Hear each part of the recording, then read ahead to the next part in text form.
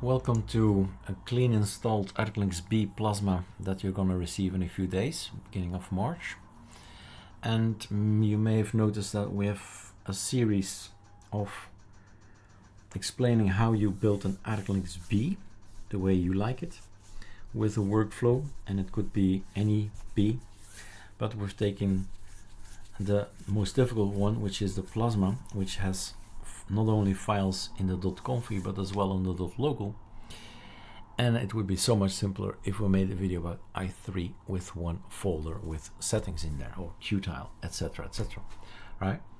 But it is the workflow that matters, and in these videos, like 6 or 7 videos I think by now, we have created a package, and I'm waiting a little bit for the new package to come in because it's on the nemesis repo, and you can have this one if you activate ATT, the ArcoLinux 3 tool. You just click on a button, say, and the pacman tab there, and then you have this possibility. Let's see if it's already there.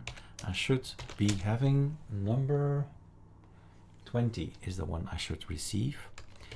So it's a personal project, hence edu. There's a lot of edu stuff. That's all the nemesis repo, and we've put one more on it, and the power-git.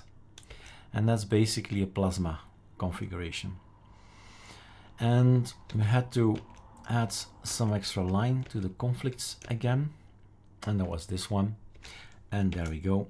So all of that needs to go out. ArcoLinux configurations, bye-bye.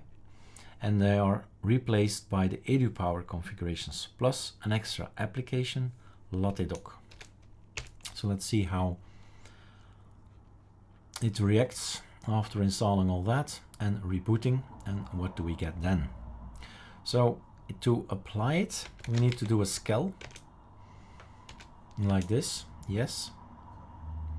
And let's see, there's an alternative option, and that is really deleting the config and deleting the local and then do a skel, which is cleaner than what we're doing.